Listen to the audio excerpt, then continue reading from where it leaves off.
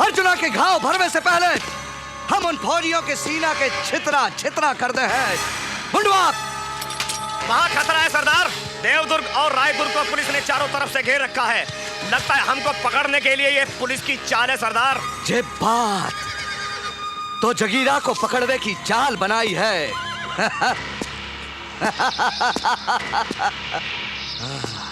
अब हम भी देखेंगे तमाशा। पूर्णमासी की रात में होगी अमावस्या।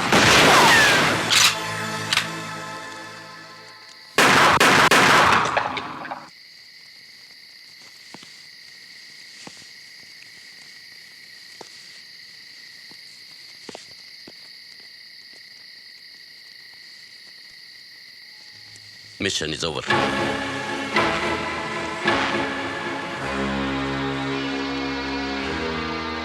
शायद अब हम लोग कभी नहीं मिलेंगे, इसलिए जाने से पहले कुछ बातें क्लियर कर देना चाहता हूं।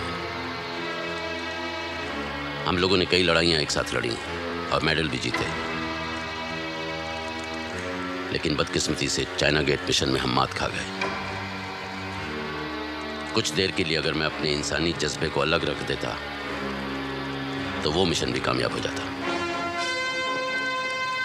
हमें ऑर्डर दिया गया था कि शिवाली का पहाड़ी पर एक मकान में विदेशी आतंकवादी छिपे हुए हैं, उस मकान को उड़ाना है।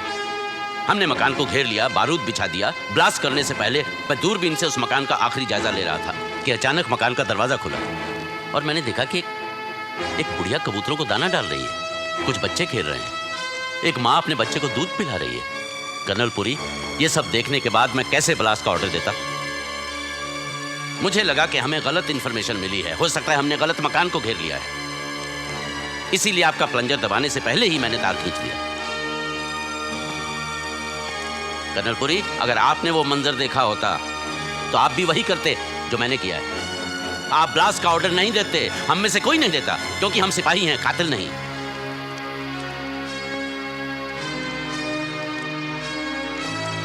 इसीलिए मैंने वापस लौटने का ऑर्डर दिया और वहीं धोखा खा गया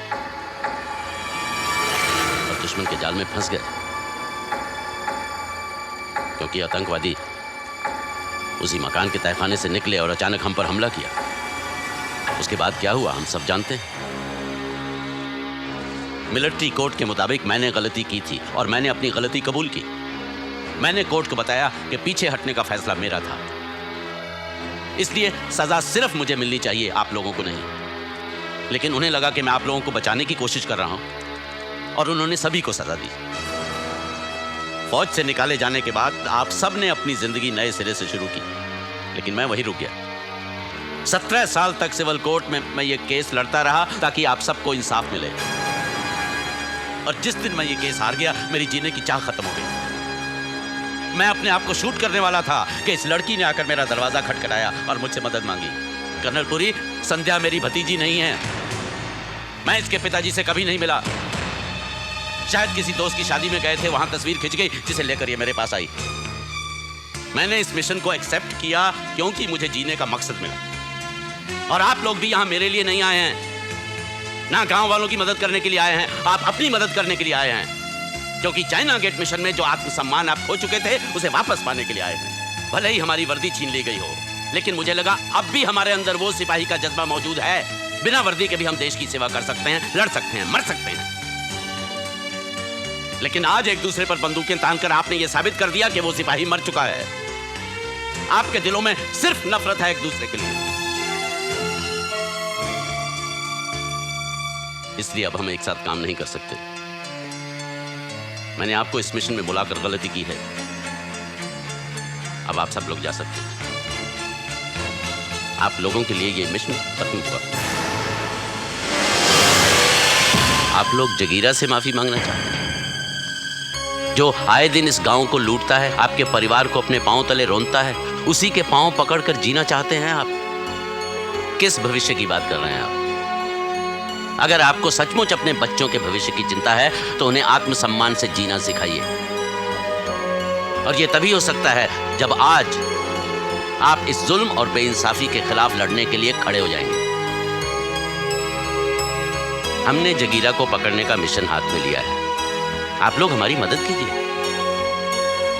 मैं वादा करता हूँ किसी भी गांव वाले का खून बहने से पहले हमारी जाने जाएंगी। और हमारी जान इतनी आसानी से नहीं जाएगी। राजू मैं भी खेलने आ रही हूँ।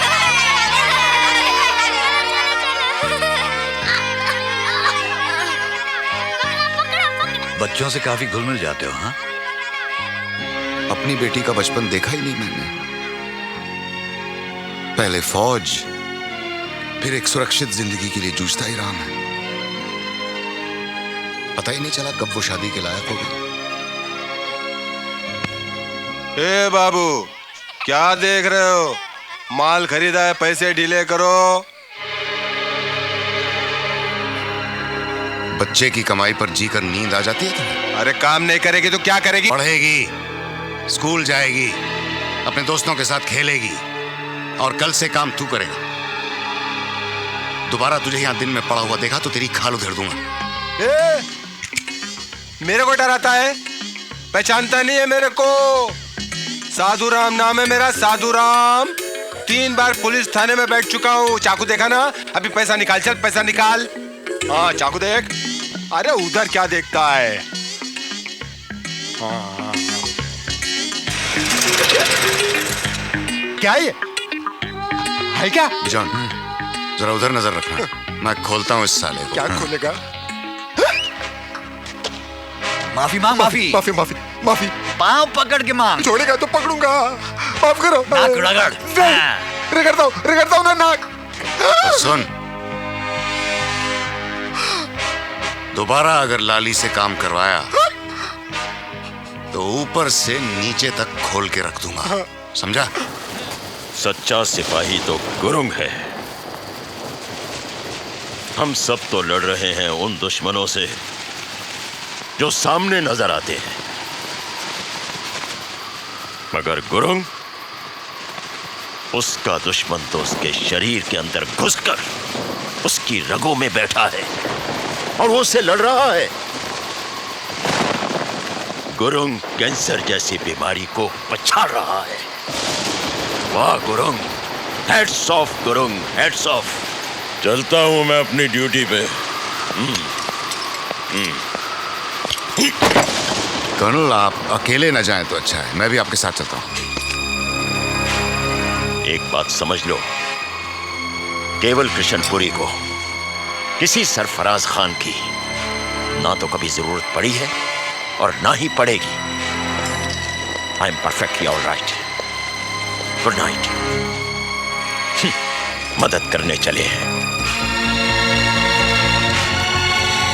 चल उड़ जा रे पंछी के अब ये देश हुआ बेगाना। चल उड़ जा रे पंछी। मुक्ति। वर्दी से गद्दारी करते हुए दिल तो बहुत दुख रहा है, लेकिन क्या करें, तेरा भी तो नमक खाया है। अब 4-6 महीने के लिए हवा हो जा, समझा? ये बात सही बोला थानेदार, पर गलत टाइम पे। अगर तैने हमारा साथ ना दिया होता तो ई वक्त तेरी कटी हुई खपड़िया के साथ गिद्ध खेल रहे होते। हाँ। गुस्सा करना तो जायज है जगीरा भाई, लेकिन हम तो घर वाले हैं। फौजियों पे निकालो। उन फौजियों के तो हम इतने टुकड़ा कर हैं कि उन्हें उठाना नहीं, समेटना पड़े। क्रियाक्रम करने वाले परेशान हो गए हैं कि सर किसका है और धड़ किसका। चलो रे।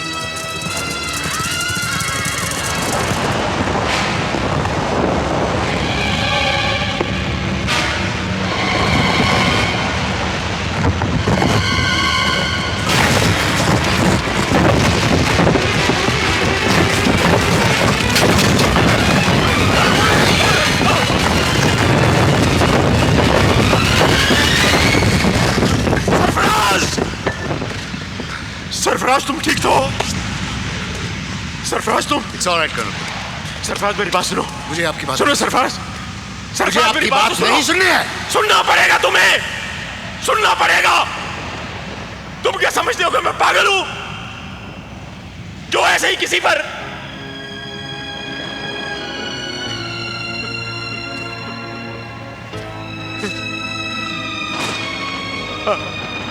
8 साल का था मैं। 1947 के राइट्स में हमारा मोहल्ला चारों तरफ से घेर लिया गया था। अल्लाहू अकबर के नारे गूंज रहे थे और वो अब्दुल रहमान, जिसका घर मेरे बाप ने बसाया था, पीठ दिखाकर भाग गया। ऐन वक्त पर पीठ दिखाकर भाग गया। उसकी मदद हासिल करने के लिए हम उसके खिड़की और दरवाजे पीटते रहे, लेकिन मारे दहशत के मैं कोयलों की बोरियों के पीछे जाकर छुप गया और देखते ही देखते मेरी आंखों के सामने उन जल्लादों ने मेरे माँ बाप को काट दिया। हमारा घर उस अब्दुल रहमान ने ही दिखाया था। आज तक वो जख्म भर नहीं पाया है सरफराज। रह रह कर दर्द उठता है।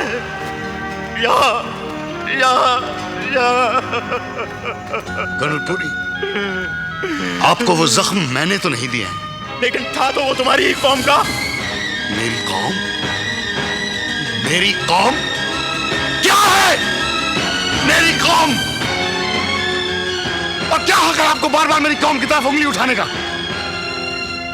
फख्र है मुझे इस बात का कि मैं भी आप ही की तरह इसी मिट्टी से उपजा हूं, और फख्र है मुझे इस बात का कि मेरे बाप दादा इसी मिट्टी में दफन है।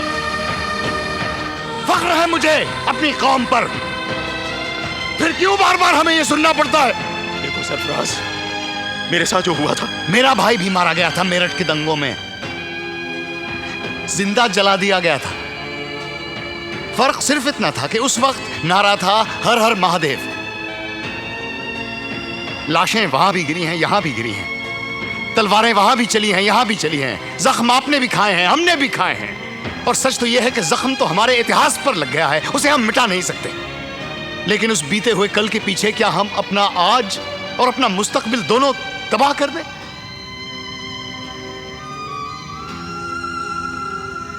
आप गुरुंग की तारीफ करते हैं कि वो कैंसर जैसी बीमारी से लड़ रहा है, लेकिन सच तो यह है कि कैंसर से ज्यादा खौफनाक बीमारी तो आपकी रगों में दौड़ रही है। नफरत की बीमारी, शक की बीमारी। उससे आपको लड़ना होगा, उसे पछाड़ना होगा, तभी आपका जख्म भरेगा, तभी हम सबके जख्म भर सकते हैं।